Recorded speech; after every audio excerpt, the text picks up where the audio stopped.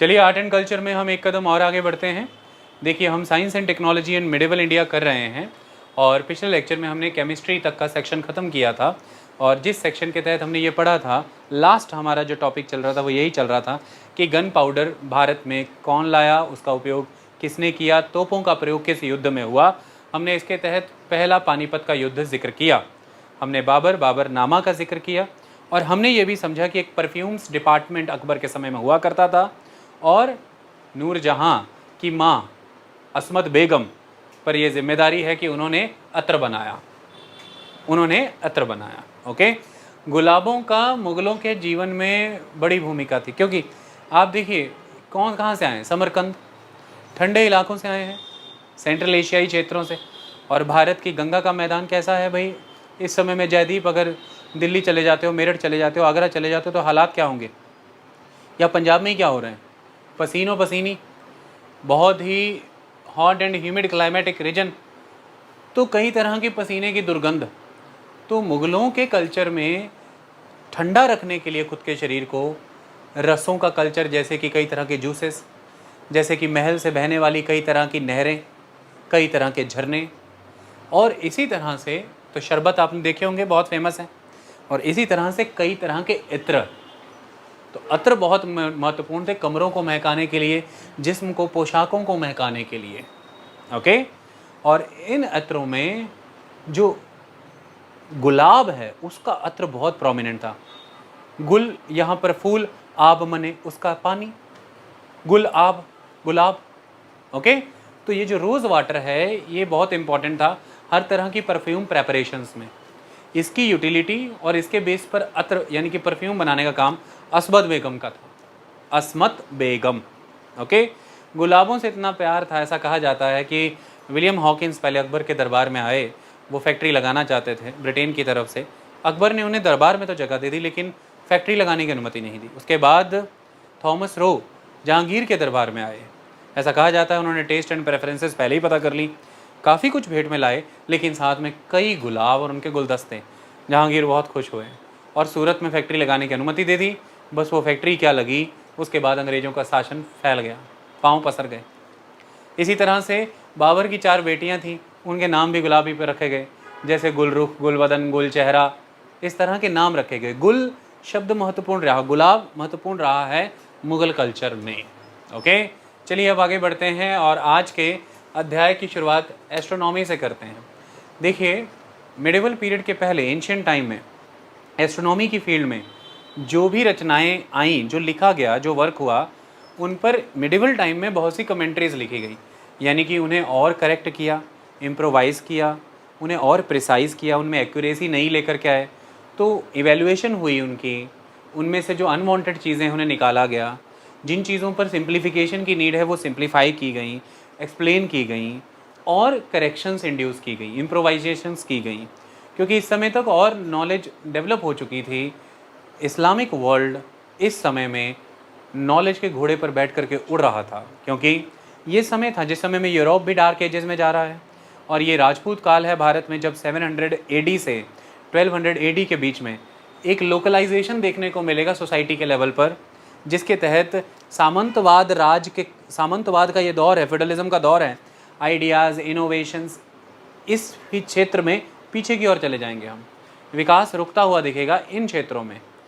लेकिन इसी समय में नया उपजा धर्म, नया उपजा पंथ, that is Islam, around 610 AD तेज़ी से खलीफों के शासनकाल में फैलेगा चारों दिशाओं में, और नए लर्निंग सेंटर्स, इनोवेशंस, आइडियाज़, जो भी क्षेत्र विकास कर रहा होता है, स्कॉलर्स वहाँ चले जाते हैं, आर्टिस्ट वहाँ चले जाते हैं, नॉलेज वहाँ चली जाती है, और फिर वहाँ पर नए लर्निंग सेंटर्स एस्टेब्लिश होते हैं जब तक वो किंगडम, वो सिस्टम प्रॉस्पेरिटी में है।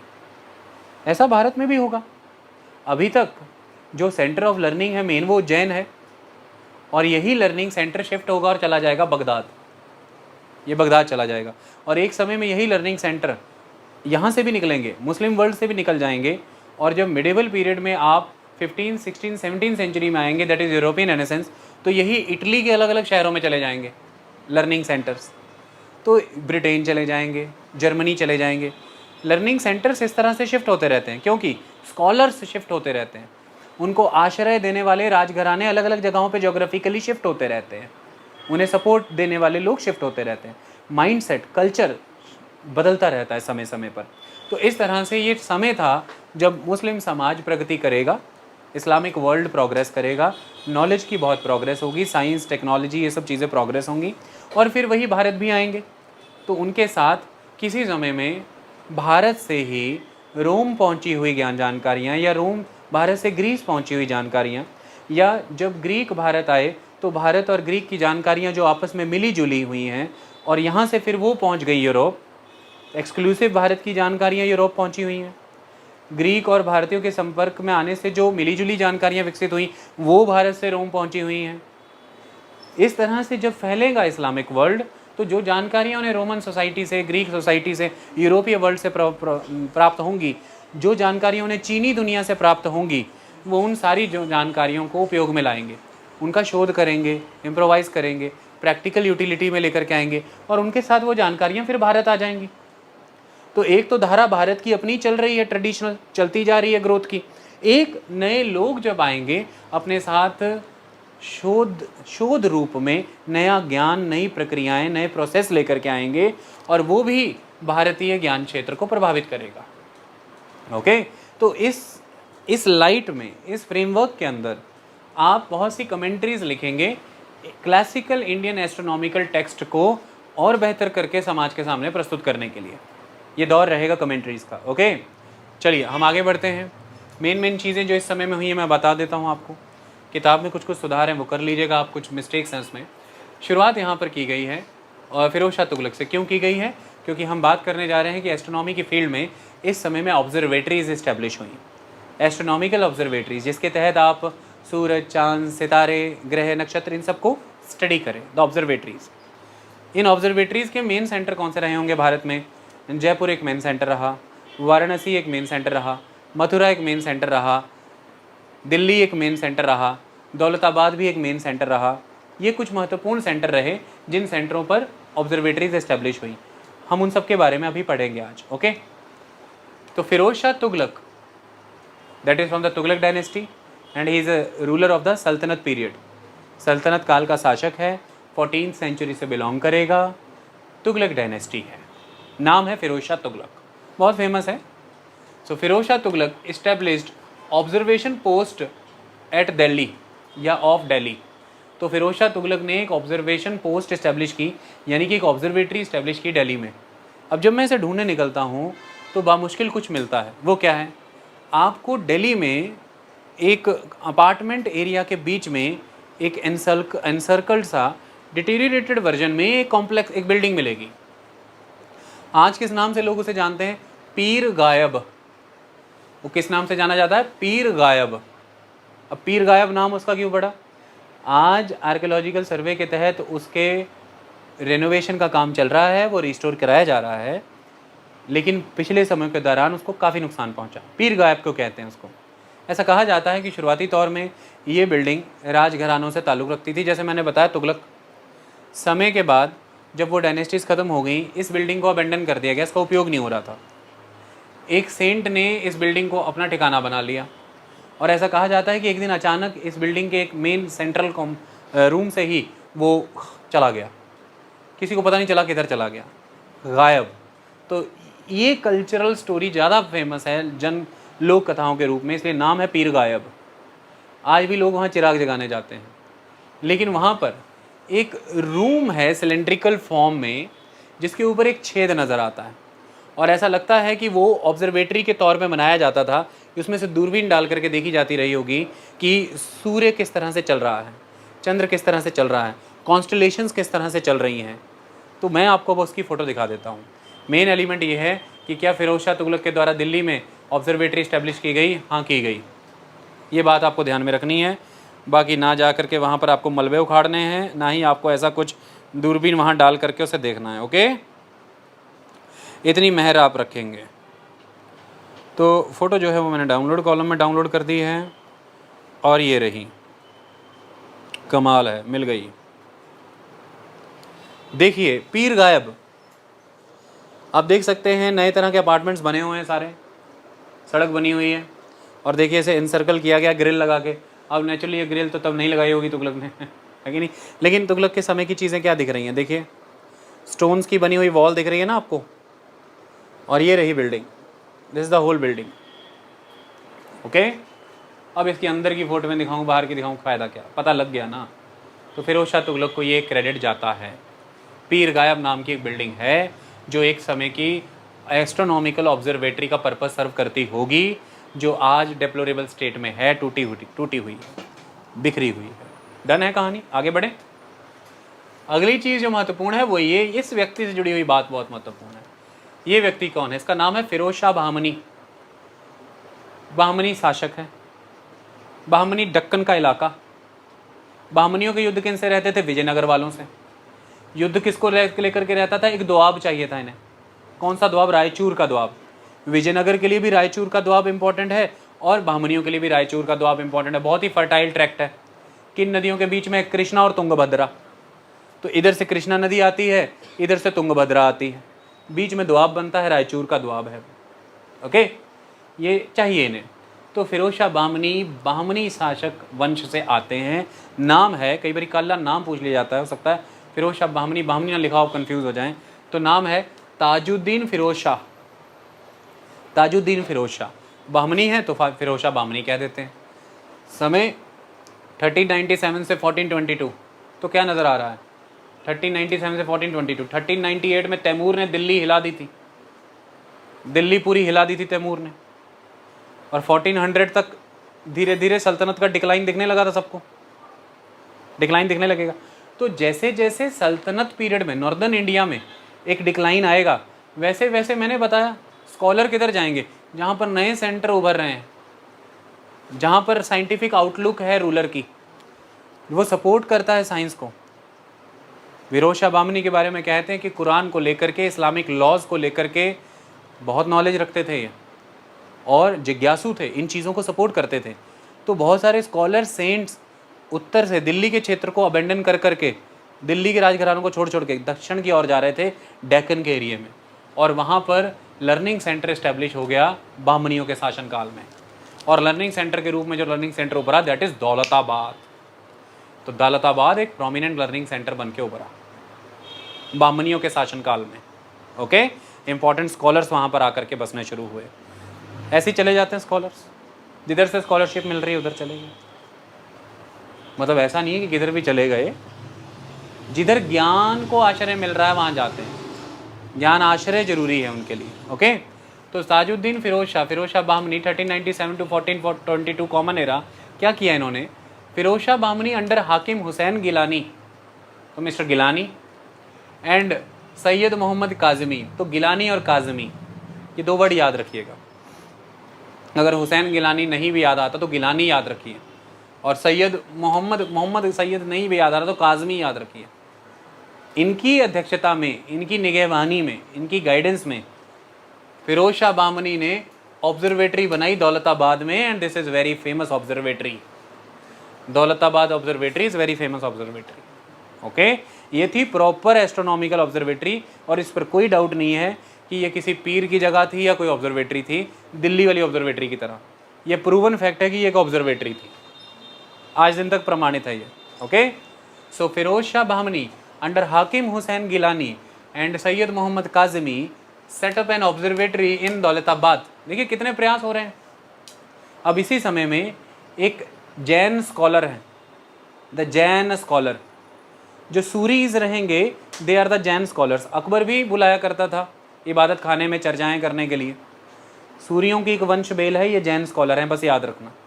सो Mahendra Suri court astronomer of Firoz Shah Tughlaq. Mahendra Suri किसके दरबार के एस्ट्रोनॉमर थे, फिरोज शाह तुगलक के। और फिरोज शाह तुगलक को इंटरेस्ट किन चीज़ों में था, साइंस में था, एस्ट्रोनॉमी में इंटरेस्ट था। यही कारण है कि फिरोज शाह तुगलक ने वराह मिहिर की बृहत संहिता को ट्रांसलेट कराया पर्शियन में। तो वराह मिहिर की बृहत संहिता किसने ट्रांसलेट कराई पर्शियन में, फिरोज शाह तुगलक। सल्तनत शासक तुगलक याद रखना बस, फिरोज शाह तुगलक। अकबर के पहले ही हो गया ये काम।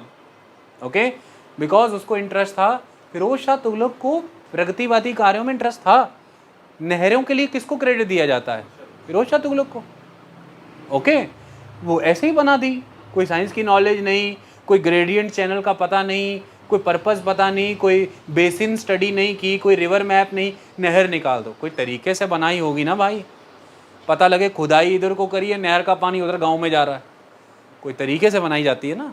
तो ये सब स्टडीज़ की जाती हैं, तो तब जा कर के वो प्रोसेस एग्जीक्यूट होता है। फिरोज शाह तुगलक इन चीज़ों में इम्पॉर्टेंट पर्सन है। उसके कुछ ऐसे नियम हैं जो सही भी नहीं रहे, आज हम हिस्ट्री तो पढ़ नहीं रहे, उसे हिस्ट्री में डिस्कस कर देंगे।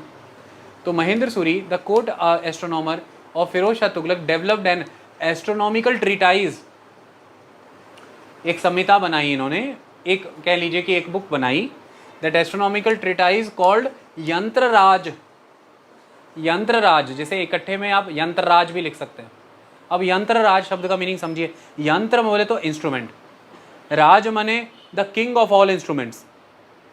यंत्रराज मने the king of all instruments, राजा मने द किंग, यंत्र मने द इंस्ट्रूमेंट। यंत्र तंत्र मंत्र की शक्ति मेरे बच्चे, यंत्र तंत्र मंत्र की शक्ति बहुत इंपॉर्टेंट होती है। द पिस्टल, यहाँ पे पिस्टल क्या है? दिस इज द यंत्र। ओके, बट ये कैसे चलेगा जब तक इसमें एक प्रोग्राम नहीं है, इसकी कोई फंक्शनिंग सेटल नहीं है। दैट इज मंत्र। मंत्र क्या है? खींचो, कड़च, चढ़ाओ, मैगजीन डालो, घोड़ा दबाओ, ये मंत्र है इसका। छोटे बच्चे को पकड़ा दो, चला पाएगा? आपको ही बिना ट्रेनिंग के, देखो, कभी फिल्मों में नहीं देखा होगा, कभी टीवी सीरियलों में किसी को लाइव नहीं देखा, अब चलाओ, चला के दिखाओ, वो फोर्स चला लोगे? तो उसको चलाने का मंत्र। ओके, और अल्टीमेटली उसके अंदर कैसे वो बुलेट पे जाकर के वो हिट करेगा, टड़ाक, कैसे वो एक्सप्लोड होगा, एक्सप्लोजन, और कैसे इससे फिर न्यूटन का तीसरा लॉ एग्जीक्यूट होगा और गोली चल जाएगी, ये उसका तंत्र, द सिस्टम। तो यंत्र तंत्र मंत्र की शक्ति थी तंत्रवाद के अंदर। इससे वो लोग क्या कर लेते थे? एनर्जी को अवशोषित कर लेते थे, ऊर्जा को, जैसे काली को काबू कर लेते थे यंत्र तंत्र मंत्र की शक्ति से। यहाँ पे काली का संदर्भ माने ऊर्जा है, यूटिलाइज। और यंत्र बना करके रखते, देखना, एक गोला बनाते हैं और उस पर कई सारे ट्राइंगल से बना लेते हैं, ये यंत्र होता है उनका। और मंत्र फिर जो पढ़ पढ़ करके बोलते हैं। साइंटिफिकली समझो तो ये बहुत डीप स्टडी ऑफ नॉलेज है, वेरी कॉम्प्लेक्स, पर बाकी कैसा बना दिया गया वो अलग बात है। तो इस तरह से यंत्र माने द इंस्ट्रूमेंट, यंत्रराज माने the king of the instrument. Basically ये है एस्ट्रोलेब, इट इज एस्ट्रोलेब। तो महेंद्र सूरी ने क्या किया है? उसने कुछ नहीं किया, गलती से भी मत लिख देना कि उन्होंने यंत्रराज बनाया, इंस्ट्रूमेंट बनाया ना, बुक में ये लिखा है, ये गलत है।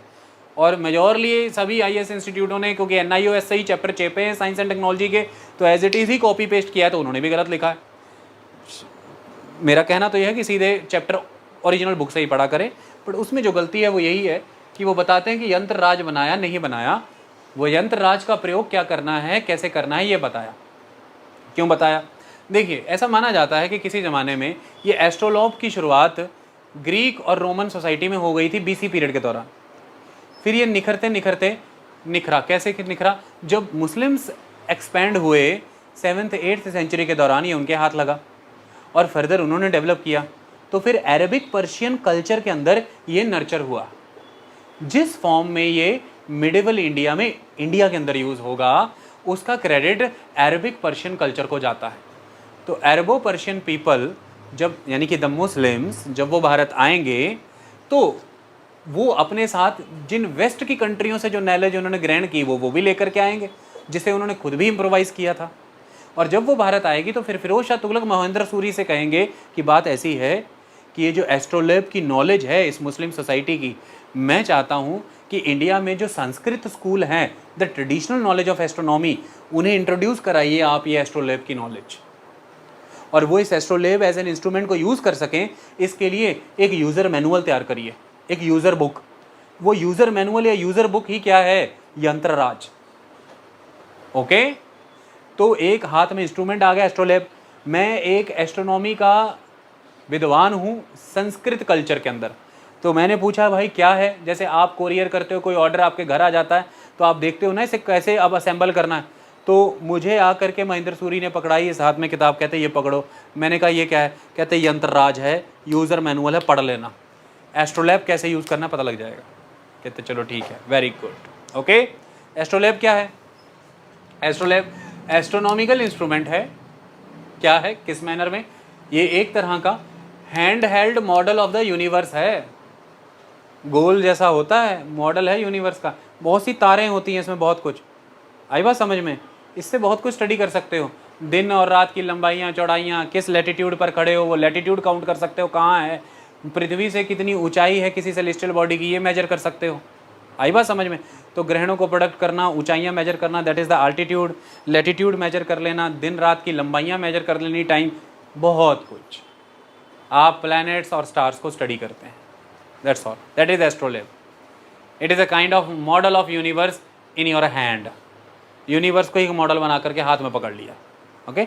जैसे 10वीं में विंड मिल का मॉडल बना के ले जाते थे स्कूल, वो वैसा ही काम करती थी छोटे लेवल पर, वैसे ही ये भी करता है छोटे लेवल पर, ओके। हम मॉडल तो बनाते ही हैं, तो ये वही है। तो यही कहानी लिखी गई है। तो ये क्या है, दिस यंत्रराज क्या है? It is first Indian treatise on the astrolabe. तो एस्ट्रोलैब पर पहली कोई भी एक इंडियन ट्रीटाइज जो है वो कौन सी है? यंत्रराज। किसकी है? महेंद्र सूरी की। किसके कोर्ट एस्ट्रोनॉमर थे ये? फिरोज शाह तुगलक के। किसके कहने पर इन्होंने लिखी? फिरोज शाह तुगलक के। क्या फ़ायदा है इसका? ये पर्शियन अरबिक नॉलेज को संस्कृत लोगों को इंड्यूस हो रही है, इंट्रोड्यूस हो रही है, ओके। एस्ट्रोलैब का प्रयोग। क्लियर कहानी? चलिए ये कहानी यहाँ पर ख़त्म हो गई। महेंद्र सूरी का समय मेंशन कर दिया 1340 से 1400 कॉमन एरा, 1340 से लेकर के 1400 कॉमन एरा का समय बता दिया, ओके। देखिए समय को लेकर के कभी कंफ्यूज मत रहिएगा, कभी समय पहले के बताए जाएंगे, कभी समय बाद के बताए जाएंगे। हो सकता है कई बार राजा के साथ समय 20-30 साल मैच ना करे, क्योंकि राजाओं की लीनिएज फिर भी मैंशनड है, पर जो स्कॉलर्स हैं उनकी लीनिएज को लेकर के, डेट्स को लेकर के आज दिन तक कॉन्फ्लिक्ट है, ओके। उनको लेकर के हम अधिकतर डेट पता लगाने की कोशिश ऐसे ही करते हैं कि किसके पोएट थे, या किसके हिस्टोरियन थे, या किसके एस्ट्रोनॉमर थे। चलें आगे। अब अगली कहानी आती है इन पर्सन की। तो ये तो इतना मैंने क्लियर कर दिया, सारा हो गया, हमने ये सारा पढ़ लिया ना। Mahendra Suri, court astronomer of Firoz Shah Tughlaq, developed an astronomical treatise called Yantraraj. Yantraraj क्या है? That is astrolabe. एस्ट्रोलैब क्या होता है? Astronomical instrument, hand held model of the universe. ये क्या है ultimately? Yantraraj first Indian treatise on the astrolabe. Firoz Shah Tughlaq को और क्या क्रेडिट जाता है? Firoz Shah Tughlaq caused the Brihat Samhita of Varahamihira to be translated in Persian. अब बुक में ये आता, बेटा ठीक हो, ठीक है, इस तरह एनी प्रॉब्लम? चलो, पेट दबा रहे थे ना, मुझे लगा कुछ बाहर ना निकालना हो। तो अगला अगला नहीं, वो दबाया बड़े खतरनाक तरीके से आपने, it is a particular trend. तो नेक्स्ट वन, मतलब यार कुछ ना कुछ करते रहते हो, मेरा ध्यान जो है एस्ट्रोलैब से हटा ही देते हो और अपनी किसी न किसी लोभ में ले जाते हो। इसे ईयर लोभ ही कहते हैं ना भाई।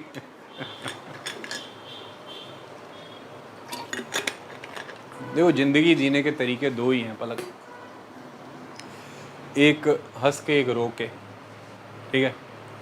और ज़िंदगी में मानता हूँ है एक ही है मुश्किल से, तो मुझे लगता है ज़्यादा बेहतर चुनाव यही है कि हंस के जी लें, रो के क्यों ही जीना। मेरे जो भाई हैं, मैंने आफ्टरनून बैच में भी ये बात की थी, मुझे रोज़ सुबह गुड मॉर्निंग भेजते हैं। चलने दो यार, चलने दो। बड़े मैसेज आते हैं मुझे ऑनलाइन स्टूडेंट के, कहते हैं वो काट क्यों देते हो जब कोई बात करने लगते हो, वो भी तो चलने दिया करो। तो मुझे सुबह गुड मॉर्निंग भेजते हैं, बहुत मीनिंगफुल थॉट ढूंढ के भेजते हैं, ऐसे रैंडम नहीं भेजते किसी का आया और भेज दिया, ढूंढते हैं और फिर भेजते हैं, मीनिंगफुल होती बात, होता फॉरवर्ड ही है। तो उसमें परसों मुझे एक मैसेज आया, अच्छा लगा मुझे, एक ही लाइन थी पर अच्छी थी, गहरी थी, बात सरल थी उसमें। तो उसमें लिखा था कि इंसान भी अजीब है, खुश रहने के लिए हर समय परेशान रहता है कि नहीं?